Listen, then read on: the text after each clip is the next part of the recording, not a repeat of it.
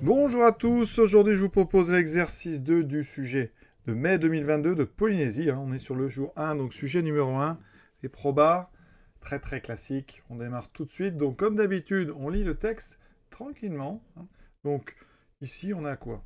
Selon les autorités sanitaires d'un pays, 7% des habitants sont affectés par une certaine maladie. Et on vous donne deux phrases très importantes. Donc pour les individus malades, le test donne un résultat négatif dans 20% des cas.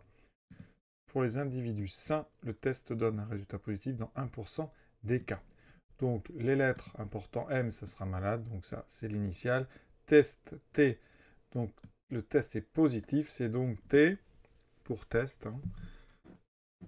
On est parti, donc première question. Calcule la probabilité de l'événement M inter T. On pourra s'appuyer sur un arbre pondéré. Dans le jour 2, il y avait exactement cette même question sur un sujet un peu similaire. Donc tout de suite, on démarre, on va construire l'arbre. Pour construire correctement l'arbre, on va d'abord traduire chaque phrase. 7% sont affectés par une certaine maladie. C'est donc la probabilité de l'événement M, qui vaut 7%, donc 0,07. Ensuite, la phrase jaune, les individus malades. Donc ici, pour les individus malades, donc c'est une conditionnelle. Sachant que l'individu est malade, quelle est la probabilité d'avoir un test négatif? Donc c'est T bar, c'est donc 20%, 0,2. Et la phrase en vert, pour les individus sains, donc là on regarde la population qui n'est pas malade, donc malade bar, M bar, et ici on s'intéresse au résultat positif, donc c'est P de T sachant M bar, et ça c'est 0,01. Donc l'arbre, on va le commencer par M, puis M bar, donc on a 0,07, donc ici 0,93, ensuite test positif, test négatif, test positif, test négatif. Qu'est-ce qu'on sait? Sachant qu'on est malade, donc ici, on a une probabilité de test donc négatif à 0,2, et donc 80% d'avoir un test positif. Ici, on a donc un test positif dans 1% des cas, et donc ici, on a 99. Voici l'arbre qui va nous permettre de répondre très vite aux 4 premières questions. Question 1. Calcule la probabilité de l'événement M inter T. Donc dans l'arbre, c'est le chemin qui passe par M puis par T.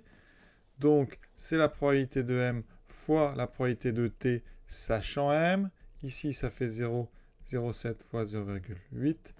Donc 0,0, 7 fois 8, 56. Oui, ça va très vite. Deuxième question.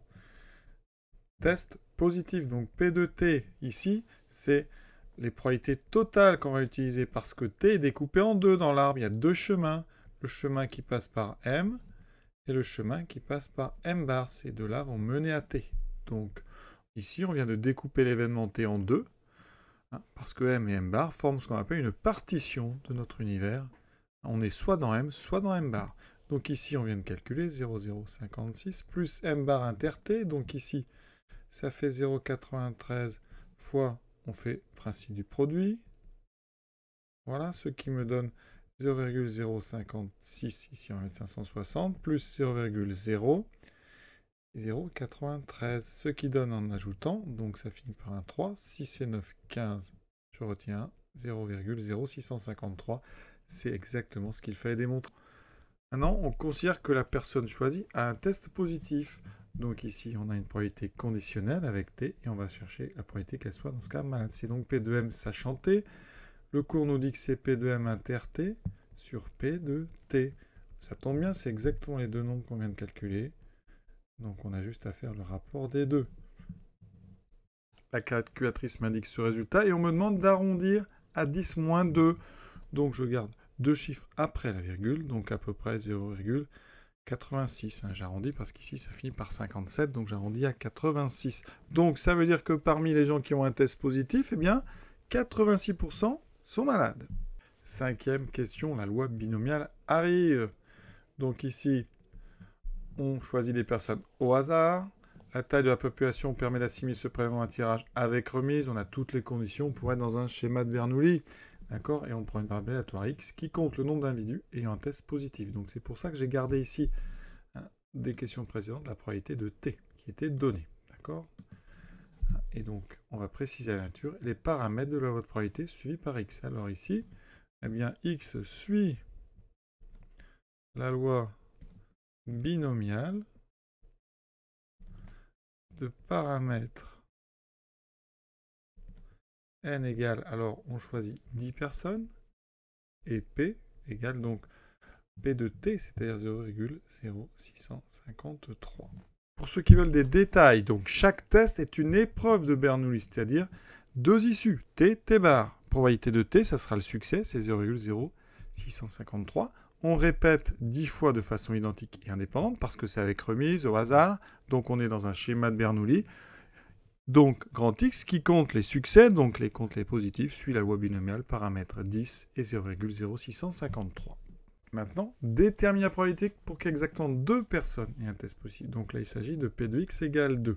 Alors, on va le faire à la calculatrice, avec le mode qui permet de calculer des valeurs dans le cas d'une loi binomiale. Sinon, pour ceux qui l'ont vu, c'est 2 parmi 10 fois le succès, ici au carré, fois l'échec, donc 0,9347 puissance 8.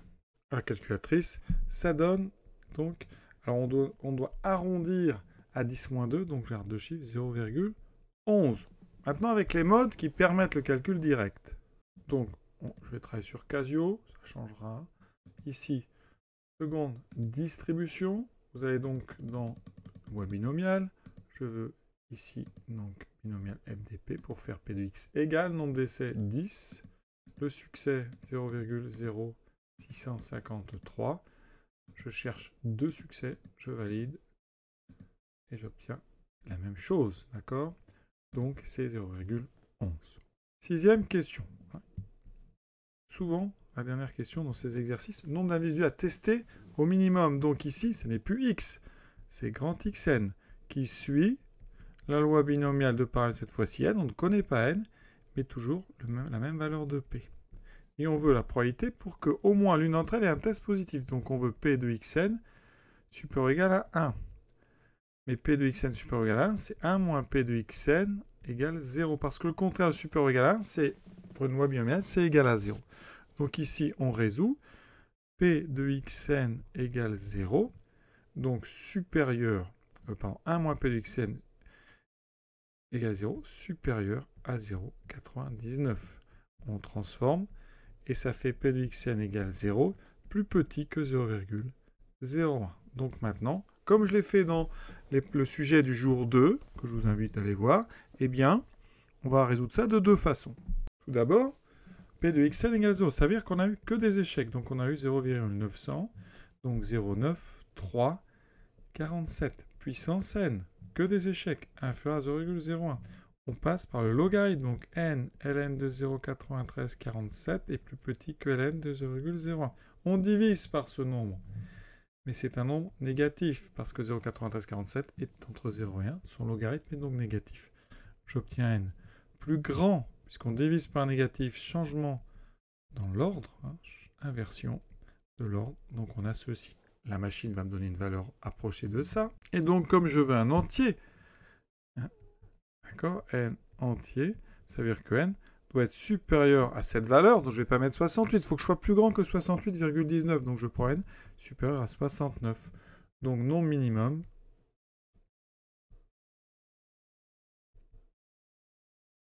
égale 69. Ça, c'est la première méthode, donc en utilisant un calcul ici avec le logarithme. Autrement, on peut aussi utiliser le même mode qui permet de calculer les lois binomiales. Regardez. Je vais le faire avec la Texas. Ceux qui ont une Casio, allez voir sur le jour 1, je l'ai fait avec la Casio. Donc ici, je vais dans le mode de tout à l'heure. Voilà.